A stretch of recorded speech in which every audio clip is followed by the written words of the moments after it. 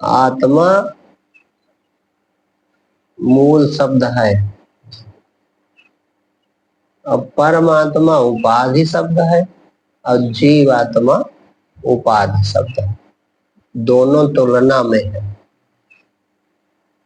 जीवात्मा के लिए परमात्मा शब्द है और वास्तव में केवल एक तत्व है, आत्मा उसको कहते हैं। आत्मा ही है। जीव भाव के कारण जीवात्मा, और जीवात्मा की तुलना में फिर की परमात्मा हो जाओ। लेकिन मूल तत्व जो है आत्मा है। आत्मा माने अपनापन, अपना होनापन। अपना होनापन सत्य है और वही ब्रह्म। अब अपना होनापन जो शरीर से जुड़ के परिस्थिति है, इस कारण जीव है।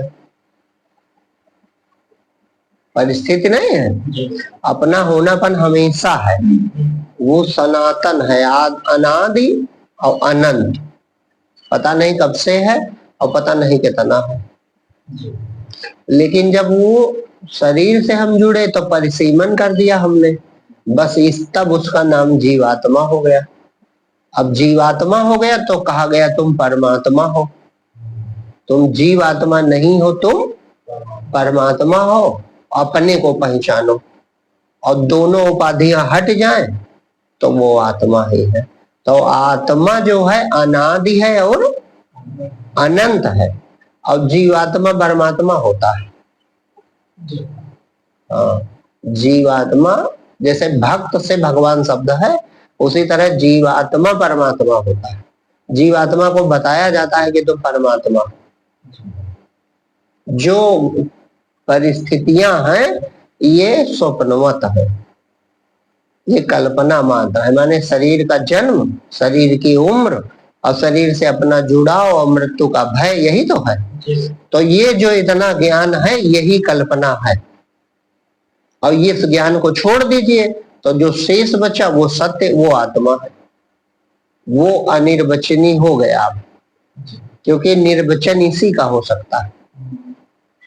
बातें कहाँ कह सकती हैं? बातें संसार कह सकती है ऐसा कि नहीं? तो निर्वचन समाप्त हो जाता है जब हम अपना वर्तमान जो भौतिक परिचय छोड़ देते हैं। और भौतिक परिचय छोड़ के हम रह सकते हैं हमेशा। अब भौतिक परिचय छोड़ कर रहना यही जीवन मुक्ति है। अपना भौतिक परिचय त्याग कर जो होनापन है उसमें स्थिर रहना, ये जीवन मुक्ति हो गई। इतना आसान है, इससे कठिन नहीं है। क्योंकि जिसे त्यागना है वो है ही नहीं, विचार मात्र है। लेकिन जब तक उस पार पहुंचे नहीं हो तब तक ये बहुत भारी भरकम मजबूत लगता है।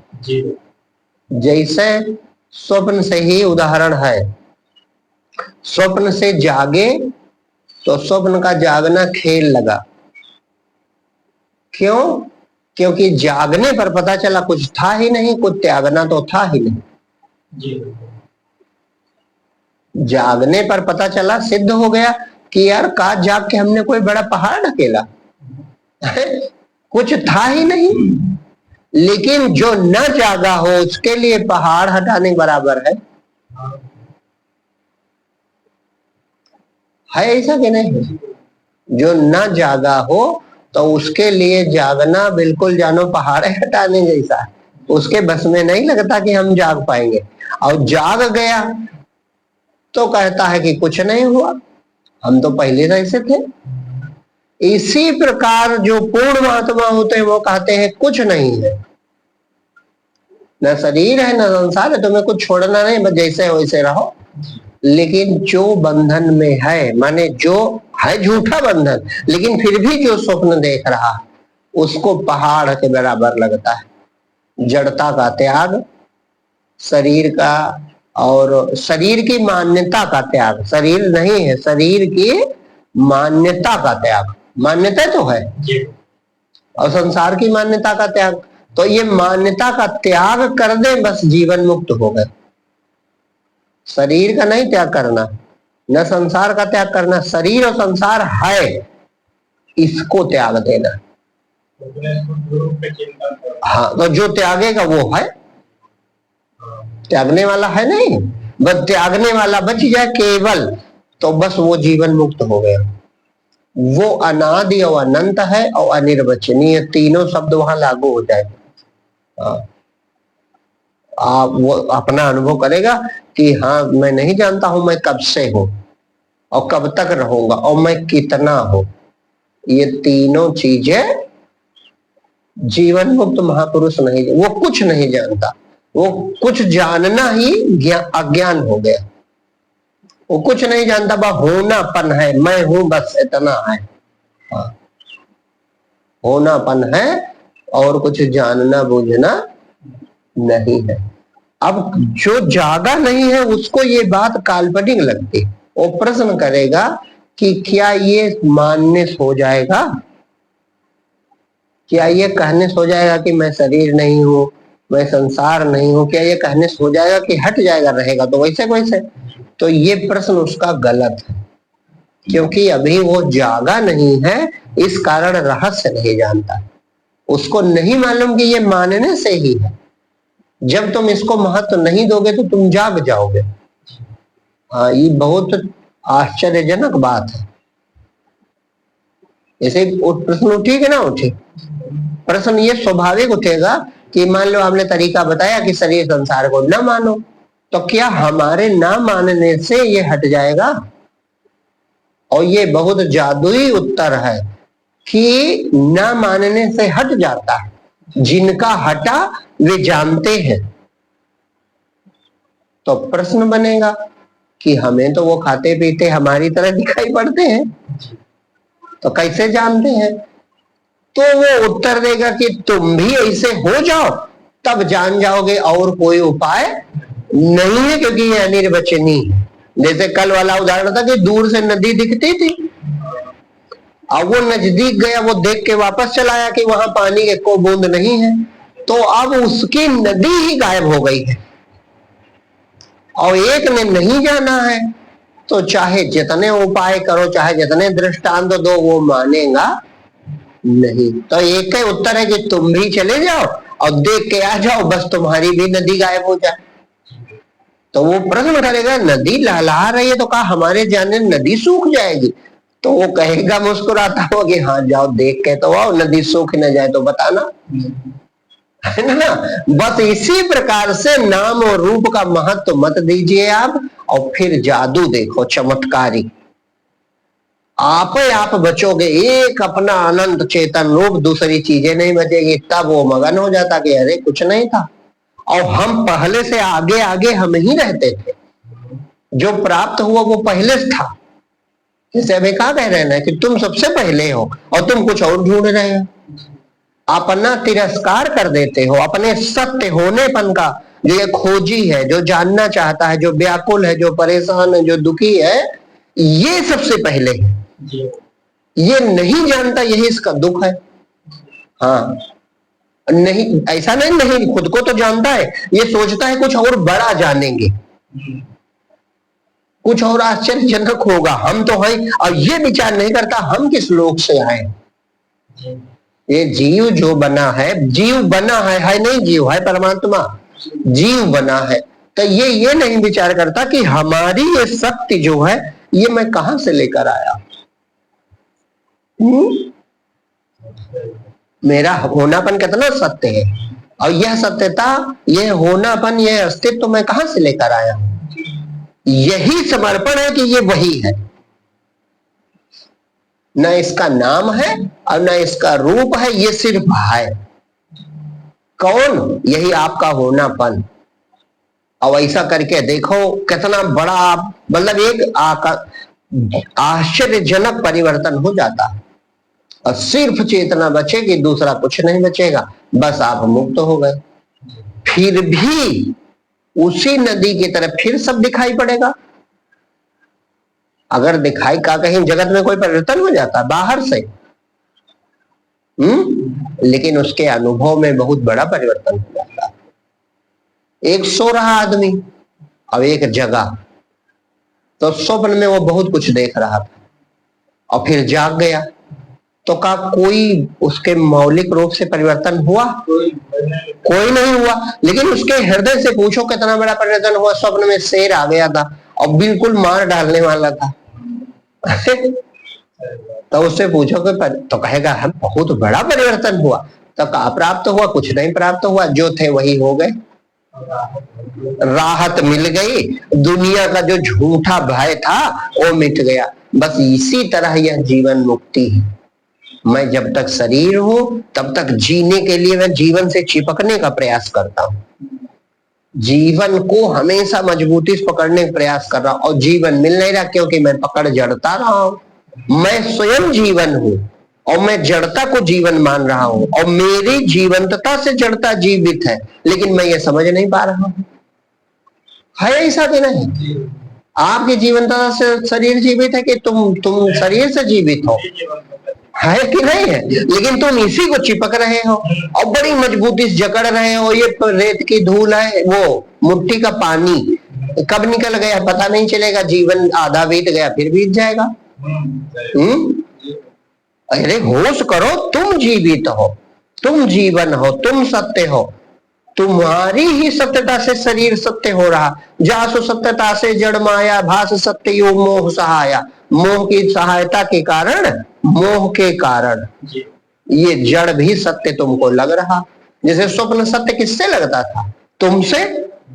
तो सत्य में, स्वप्न में जीवन तुम थे, लेकिन जो था ही नहीं उसे तुम जीवित कर रहे थे।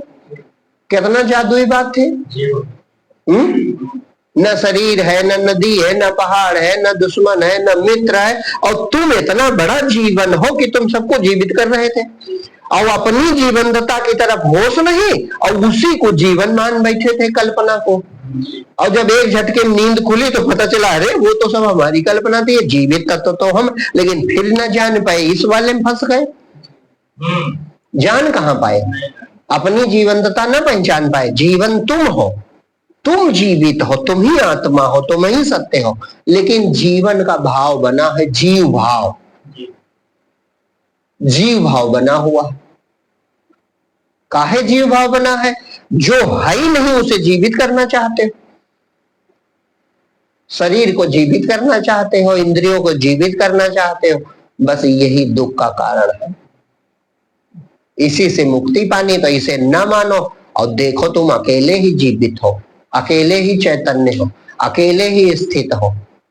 उस अवस्था में तुम आत्मा हो, परमात्मा हो, कुछ भी कहो, केवल शब्द है। लेकिन जब तक शरीर को मैं माने हो तब तक तुम जीवात्मा हो। तो जीवात्मा या जीवन मुक्ति क्या है? ये अपनी दृश्यमान जितना है, ये अपनी ही कल्पना है, इसका मानना छोड़ दीजिए बस। हाँ, इसको मान्यता न दीजिए। हाँ, जैसे परछाई है तो परछाई जहां हम होंगे होगी ही, उसको महत्व मत दीजिए। इसी तरह इसको महत्व न दीजिए और अपने में ठहरे रहिए, बस आप जीवन मुक्त हो जाएंगे। और जब बोध होगा तो ये बचता नहीं है, ये अनुभव की बात है। देखने में तो जब तक प्रारब्ध है तुमको शरीर तो दिखाई पड़ेगा, लेकिन जो जिसके साथ ये घटना घटेगी वो जान जाता है कि ये तो है ही नहीं, अकेले हम हैं। तो जैसे स्वप्न से जागने, स्वप्न का सब दुख मिट जाता है, उसी तरह सारा संकट खत्म, परमानंद हो गया। मृत्यु भी खत्म हो गई, क्योंकि शरीर की मृत्यु होनी थी जब शरीर अपना नहीं रहा। माने शरीर अपना मतलब ऐसा नहीं बेगाना हो गया, शरीर का अस्तित्व कोई महत्व नहीं रहा। समझ गया कि मैं ही हूं अकेला। और फिर वहां आकार जब नहीं है तो निराकार अपनी चेतना है, तो बस उसी का नाम जीवन मुक्ति। तो सरल उसके लिए है जो अपने को महत्व को समझे, अपने होनेपन पर ध्यान दे। मैं हूं, मैं चैतन्य हूं, ये बड़ी चीज है। और शरीर और बाकी कहीं कल्पना, ये सब छोटा है। इसको महत्व ना दीजिए, ना इसे छोड़ना है कि शरीर से निकल जाना है। है, या कोई बड़ी ऊंची भूमिका प्राप्त करनी, कुछ नहीं करना है। आप इस अच्छा एक चीज सोचो, आपका अनुभव, जब तुम गहरी निद्रा में जाते हो तो शरीर त्यागते हो, क्या करते हो? कुछ नहीं, इसकी बात नहीं करते हो, बस इसको महत्व नहीं देते हैं, बस बात खत्म, गहरी नींद में चले जाते हैं, सुसुप्ति, जहां शरीर संसार बचता नहीं। तो केवल महत्व ही तो नहीं दी कि कोई क्रिया की, बस इतना यहाँ करना, यही साफ सुथरा मार्ग है ध्यान का। हाँ, इससे साफ सुथरा कोई मार्ग नहीं। इसको महत्व मत दीजिए, अपने होने पर ठहरे रहिए बस। ये आनंदमय मार्ग है, अपने होनेपन पर हो तुम चेतन के नहीं हो, बस खूब अब सबसे बाहर निकल के परमात्मा कहता मैं हूं, शरीर से ऊपर निकल के उभर के, उभार आता है कि नहीं कि मैं हूं, तो इतना साफ प्रत्यक्ष फिर भी तुम खोज रहे हो इतना प्रत्यक्ष है फिर भी तुम खोज रहे, बस मैं हूं में टिके रहो और इसे महत्व ना दो, न इससे बाहर जाना है, न इसके अंदर आना है, न कहीं सूक्ष्म कारण हो, कुछ नहीं करना है तुमको, सिर्फ एक काम करना है कि दृश्य को महत्व नहीं देना है, अपने होने पर ठहरे रहना है। ये साफ सुथरा जो मार्ग अपनाएगा वो आत्म दर्शन कर लेगा। हाँ, ये संशय है वो सबसे साफ सुथरा और सत्य मार्ग है, तुम सत्य हो। हाँ, सत्य में ही रहो, वह सत्य शेष बच जाए। तुम स्वयं झूठ में जाते हो, स्वयं जैसे स्वप्न में गए तो स्वयं सत्य गए, तुम ही तो गए हैं। तो जब तुम स्वप्न सत्य कर सकते हो तो ये तो दीर्घ स्वप्न है ये तो सत्य होगा ही। तो इसको महत्व न दो, और सुसुप्ति वाला उदाहरण पकड़ो कि केवल महत्व न देने से शरीर हम भूल जाते हैं। भाई चारपाई पे लेटा आदमी, उसका रोज का अनुभव है और उसने कुछ ध्यान नहीं दिया, बस वो सो जाना चाहता है और इतनी गहरी निद्रा में चला जाता है कि न शरीर का होश रहता है और न संसार का।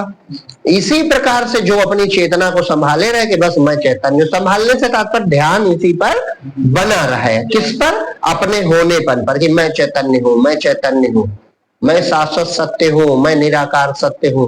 बस शरीर पर जब आप ध्यान नहीं देंगे तो अपने आप अपना स्वरूप प्रकट होता है, वो अपने को प्रकाशित करने लगता है, अभी अनुभव में आ रहा है।